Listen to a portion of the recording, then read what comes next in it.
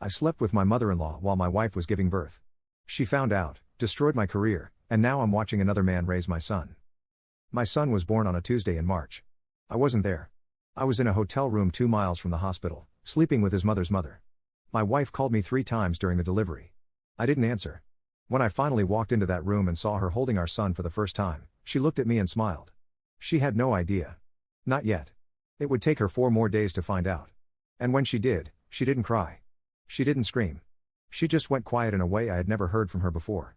And then she started destroying me. Piece by piece. Quietly. Permanently. And by the time I understood what was happening, there was nothing left to save. That was my first mistake. Thinking the worst was already over. My wife's name is Megan. We had been together for 5 years. Married for 2. We met through a mutual friend at a barbecue. Nothing dramatic. No lightning bolt. Just 2 people who liked each other enough to keep calling. Megan was warm. Genuinely warm. The kind of person who remembered small details about everyone she met. What they were stressed about. What their kids were doing. She asked questions and actually listened to the answers. People gravitated toward her without realizing why. I loved her. I want to be clear about that. This wasn't a dead marriage. This wasn't 2 people going through the motions. We were happy. We were building something. And I burned it down anyway. Megan's mother is a woman named Diane. I had known Diane since before I knew Megan. That is important. Diane and I had a history that predated the marriage, predated the relationship, predated everything. I am not going to dress this up. Diane and I had slept together once before, years before Megan and I ever met. It was meaningless at the time. A party. Too much to drink. The kind of thing 2 people do and then never mention again. I thought it was buried. I thought it was done. It wasn't done. Here is what I didn't know then. Diane had been waiting. Not consciously, maybe. But the door had never fully closed on her end. And when I married her daughter, that door didn't disappear. It just moved somewhere I couldn't see it. The pregnancy was supposed to be the happiest time of our lives. Everyone said that. Megan was glowing. She was reading the books. She was planning the nursery. She was excited in a way that made me feel like the luckiest man alive. And I was already in trouble. It started about 4 months into the pregnancy. Diane came over more often. She offered to help with things around the house. Megan loved it. She was tired all the time. Having her mother nearby felt like a gift. Diane and I would end up alone. Megan would be resting, or at an appointment, or asleep early. And Diane would be in the kitchen, or on the back porch, and we would talk.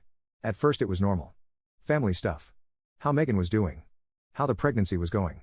But then it shifted. Slowly. The way these things always shift.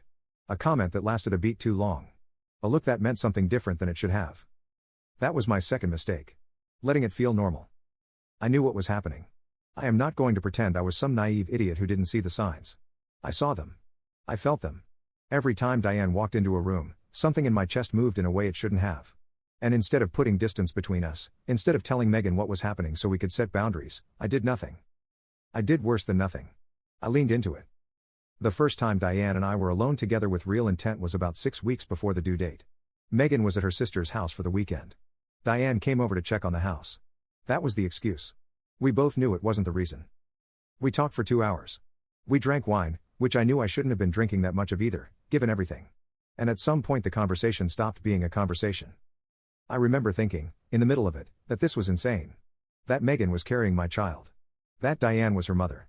That if anyone found out, my life would be over. I thought about it. And then I kept going. Here is what I told myself afterward. That it was a one-time thing. That it meant nothing. That Megan would never know. That the baby was coming in 6 weeks and everything would reset and this would just be a stupid, ugly mistake that I would carry alone for the rest of my life. Every single one of those things was wrong. It happened again. And again. I don't know how many times total.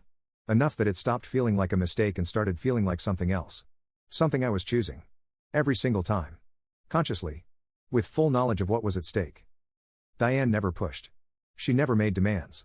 She never said she loved me or wanted me to leave Megan. She just made herself available. And I kept showing up. That was my third mistake. Thinking that because she never asked for anything, it wasn't costing me anything. The night Megan went into labor, I was supposed to be at a work dinner. That was the cover story I had built. A dinner with clients across town. Megan had the hospital bag packed. Her sister was on standby to drive her if I wasn't back in time. I was not at a work dinner. I was at Diane's apartment. Megan called me at 11:42 at night. I saw her name on my phone. I looked at it. I looked at Diane. And I let it go to voicemail. She called again at 11:51. I let that one go too. The third call came at 12:08. By then Megan was already in the delivery room. I know this because her sister called me right after, her voice tight and angry, and said, "Where are you?" "She's having the baby right now." I left Diane's apartment. I drove to the hospital. I got there at 12:47. Our son was born at 1:14 in the morning. I was in the room for the last 20 minutes of labor. Megan was exhausted and relieved and crying, and when the baby came out and they put him on her chest, she looked up at me and said, "We did it." I nodded. I held her hand. I looked at our son and I felt something crack open inside me that I thought was love and joy and the weight of becoming a father. It was guilt. I just didn't recognize it yet. For 4 days, everything seemed fine. Megan was recovering. The baby was healthy. We named him Oliver. I held him and I watched him sleep and I told myself that this was what mattered now. That whatever had happened with Diane was over. That I was going to be better. That Oliver deserved a father who showed up. I believed that. Or I wanted to believe it. The difference didn't matter. On the 4th day, Megan found out. I still don't know exactly how. I have theories. A text I didn't delete quickly enough. A charge on a credit card that didn't match the work dinner. Something Diane said or didn't say that tipped Megan off. Megan has never told me how she knew. And at this point, she will never tell me anything at all. What I know is this. I came home from the hospital that afternoon. Megan was sitting in the living room. Oliver was asleep in the bassinet next to her. She was completely still. Not reading. Not on her phone. Just sitting there. Looking at nothing. I said her name. She didn't look up. I sat down across from her. I asked if she was okay. She looked at me then. And her face was not angry. It was not sad. It was something I had never seen on her before. It was a kind of total, absolute calm. Like someone who had already made every decision she was going to make and was just waiting for the rest of the world to catch up. "I know about Diane," she said. 3 words. Flat. No inflection. No question mark. I opened my mouth. I don't know what I was going to say. It doesn't matter. Because she held up one hand. Just one hand. And she said, "Don't." That was it. One word. And something closed behind it. Something permanent. She didn't ask me to explain. She didn't ask how long it had been going on. She didn't ask if it meant anything or if I loved Diane or if I was sorry. She didn't want any of those things. She already had what she needed. What she needed was to know that I was exactly who she now understood me to be. I sat there for a long time after she stopped talking. Oliver was sleeping. Megan was looking at him. And I was sitting in the wreckage of my own life, watching my wife look at our 4-day-old son and already calculating how to protect him from his father. That was the moment. Not the hotel room. Not Diane's apartment. Not any of the nights I chose to lie. The moment it was truly over was that afternoon. In our living room. When Megan held up her hand and said, "Don't." And I knew, with a certainty I have never felt about anything else in my life, that she meant it. Not just don't talk. Not just don't explain. Don't. Everything that came next was already decided. Megan did not explode. That is the thing people don't understand when I tell this story. They expect the screaming. The thrown dishes. The dramatic confrontation where everything comes out in one brutal night and then you either fix it or you don't. That is not what happened. What happened was worse. Megan went quiet. And then she went to work. Week 1. The first thing she did was move Oliver's bassinet into the guest bedroom. She slept in there with him. I stayed in our bedroom. She didn't tell me to leave the house. She didn't change the locks. She just reorganized the space so that I was alone in a room at the end of the hall, and she and our son were somewhere else entirely. I lay in that bed at night listening to the baby through the wall. Oliver would cry sometimes. Megan would get up and feed him. I could hear her voice, soft and low, talking to him. And I would lie there and think about getting up. Walking down the hall. Offering to help. I didn't. Because every time I tried to interact with Megan during the day, she looked at me like I was furniture. Present. Occupying space. But not something she was going to engage with. Week 2.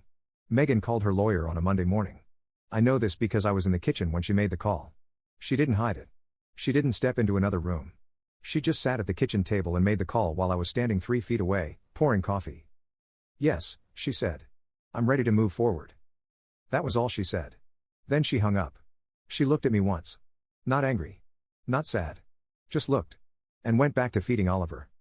I stood there with my coffee going cold in my hand and I realized she had been ready before I even knew she knew. That was my 4th mistake. Assuming I was the one with the timeline. Week 3. I came home from work and found a box on the porch. Inside was a letter from Megan's attorney. It outlined the terms of a temporary separation agreement. I was to move out of the house within 7 days. I was to have no unsupervised contact with Oliver until a formal custody arrangement was established. The letter was polite. Professional. It read like a business transaction. It was a business transaction. Megan had turned our marriage into one.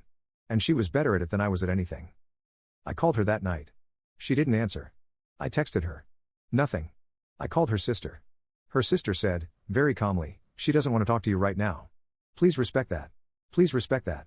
Like I had done anything in the last 2 months that deserved the word respect. Month 1. I moved into a 1-bedroom apartment on the other side of town. Nothing fancy. A place I found in 2 days because I didn't have the energy to look for anything better. I brought a suitcase and a box of clothes and nothing else. The apartment was quiet in a way that felt physical. Like the silence had weight. I sat on the edge of the bed the first night and I thought about Oliver. 4 weeks old. In a house I could no longer enter without permission. With a mother who had every reason in the world to make sure I never came close again. I called Megan every day that first week. She never answered. Not once. Then I discovered something I wasn't prepared for. And it changed everything. Month 2. I found out from a colleague what Megan had done at my workplace. Her name was Janet. She had called my supervisor directly. Not to complain. Not to make a scene. She had called to share information. Specific information. About my character. About my behavior. About the kind of man I was. She didn't lie. That is the part that made it so effective. Everything she told them was true. The affair with Diane. The fact that it happened while Megan was pregnant. The fact that I had missed the birth because I was with Diane. All of it. True. All of it devastating. My supervisor called me into his office on a Wednesday afternoon. He didn't yell. He didn't lecture. He just sat there and looked at me for a long time and then said, I can't have you here anymore. I tried to explain. I tried to say it was personal. That it had nothing to do with my work. He shook his head. It has everything to do with your work, he said. Because I trusted you. And trust is the only thing I hire people for. He was right. I knew he was right. But knowing it didn't stop it from happening. I was out by the end of the week. Month 3. The custody hearing was the worst day of my life. Not because of what was said. Because of what wasn't. Megan's attorney presented a timeline. Every date I had been with Diane. Every lie I had told. Every missed call during the labor. Every night I had chosen someone else over my pregnant wife. It was all there. Documented. Precise. Like Catherine's envelope from a nightmare I hadn't even had yet. Megan sat at the other side of the courtroom. She didn't look at me once during the entire hearing. Not once. She looked at her lawyer. She looked at the judge. She looked at Oliver, who was in a carrier on the floor next to her feet, sleeping through the entire thing. She did not look at me. My attorney tried to argue that the affair, while inexcusable, did not make me an unfit parent. That I had no history of violence or substance abuse. That I wanted to be in Oliver's life. The judge listened. She considered it. Then she looked at me and said something I will never forget. Mr. Callahan, you demonstrated a consistent pattern of choosing your own desires over the well-being of your family during the most vulnerable period of your wife's life. The court has no reason to believe that pattern has changed. I wanted to argue. I wanted to say I had changed. I wanted to say I would never do anything like that again. But I was sitting in a courtroom 3 months after my son was born, unemployed, living in a 1-bedroom apartment, with no savings and no credibility and no one in that room who believed a single word I might say. So I said nothing. Primary custody went to Megan. I got supervised visitation. 2 hours, twice a week, in a designated location. A neutral space. A social worker present. Like I was a threat. Like my own son needed to be protected from me. And the brutal part is that the court was right to do it. I had earned every single restriction. I had earned all of it. I looked at Oliver during one of those visits. He was 3 months old. He couldn't focus on my face yet. He didn't know who I was. He looked at me the way he looked at the wall, or the lamp, or any other thing in the room that wasn't his mother. I held him. He didn't cry. He just stared past me. And I thought, this is what I gave him. Not a father. An absence with a name. That was the line I couldn't get past. The one that broke something in me that therapy has never fully put back together. Month 4. Diane disappeared. Not dramatically. Not with a goodbye or an explanation or any of the things you might expect from someone who had been part of your life for months. She just stopped being reachable. Her phone went to voicemail. Her apartment was empty when I drove by. A neighbor told me she had moved out 2 weeks earlier. No forwarding address. I found out later, through someone in Megan's family who let something slip, that Diane had moved out of state. Quietly. Completely. She had told no one where she was going. I don't know if she felt guilty. I don't know if she understood what she had helped me destroy. I don't know if she thought about Oliver at all, her own grandson, the child whose life she helped fracture before he was old enough to understand what a family was supposed to look like. What I know is that she left. And she left me with everything. Month 5. The shame was not loud. I want to say that again, because it matters. People imagine shame as this explosive, dramatic feeling. It isn't. It is quiet. It is the way a room changes when you walk into it. The way conversations stop. The way people look at you and then look away, not out of anger but out of something worse. Pity mixed with disgust. That is the closest I can describe it. Word had spread. Not because I told anyone. Not because there was a public confrontation. It spread the way these things always spread. Someone told someone. Someone else confirmed it. Within 2 months, everyone in my professional circle knew exactly what I had done. And not a single person reached out to ask my side of it. There was no side to ask. The facts were the facts. I had slept with my mother-in-law while my wife was pregnant with my child. There is no framing that makes that acceptable. There is no context that softens it. It is what it is. And I had to live with it being what it is. Month 6. I found a new job eventually. Smaller company. Lower pay. No one there knew my history, at least not at first. I kept my head down. I did the work. I didn't socialize. I didn't give anyone a reason to look too closely. I visited Oliver when I was allowed to. 2 hours. Twice a week. He was growing fast. He had Megan's eyes. Every time I saw him, he looked more like her and less like me. Or maybe I was imagining that. Maybe I wanted it to be true, because it would mean he might escape what I had made him. Megan and I did not speak. Not directly. Not once after that afternoon in the living room. Everything went through lawyers. Every decision about Oliver. Every schedule change. Every holiday. All of it filtered through legal documents and neutral third parties. I tried, once, to send her a letter. A real letter. Handwritten. I wrote about Oliver. About how sorry I was. About how I understood if she never forgave me. I mailed it to the house. Her lawyer sent a response the next day. A single paragraph. It said that any further direct communication would be considered harassment and would be brought before the court. I never wrote again. Year 1. I found out about Marcus through one of Oliver's supervised visits. The social worker mentioned, casually, that Oliver had started calling someone Dada at home. She said it like it was a normal developmental milestone. Which it was. For other people. His name was Marcus. Megan had started seeing him about 4 months after the separation. A quiet guy. Steady. The kind of person who shows up when you need him to. Megan's sister told me this, not cruelly, just matter-of-factly, during a phone call where I had asked how Oliver was doing. He's doing great, she said. Marcus is really good with him. Marcus is really good with him. I sat with those words for a long time. Not because they were cruel. Because they were kind. She wasn't trying to hurt me. She was just telling me the truth. Someone else was raising my son. Someone who was there every morning. Someone who put him to bed at night. Someone who was building the relationship I had forfeited. Year 1, month 6. The visitation schedule changed. Megan's attorney filed a motion to reduce my contact hours. The argument was that Oliver was becoming more attached to Marcus and that my visits were causing confusion and distress. I could have fought it. My lawyer said I had grounds to push back. That 2 hours twice a week was already minimal. That reducing it further would effectively remove me from Oliver's life. I sat in my apartment that night and thought about it. I thought about standing up in court and arguing for more time with my son. And then I thought about what Oliver actually experienced during those visits. A stranger holding him. A room he didn't recognize. A man whose face meant nothing to him yet. I thought about what I had done to earn that. I didn't fight it. The new schedule gave me 1 hour, once a week, supervised. Oliver was 14 months old by then. He had started walking. He would toddle around the visitation room, picking up toys, completely uninterested in me. Sometimes he would look up and make eye contact and then look away again, like I was just another piece of furniture in the room. Megan never attended the visits. I never saw her face again after that afternoon in the living room. Not in person. Not at the hearings. Not anywhere. She had removed herself from my orbit completely. Not out of hatred. Out of something much colder than that. Out of a decision that I was no longer someone she needed to engage with at all. Year 2. I stopped going to the visits. Not all at once. I missed one first. Then another. Then I called and said I wasn't coming and the social worker said okay and that was that. Nobody fought me on it. Nobody called to ask why. I think they were relieved. I told myself I was doing it for Oliver. That my presence was confusing him. That it was better for him to have one stable home with one stable set of parents and not have to process a man who showed up once a week and meant nothing to him. That was partly true. But the other part, the part I can barely admit even now, is that it hurt too much to sit in that room and watch my son look through me like I wasn't there. It hurt in a way I couldn't survive every week.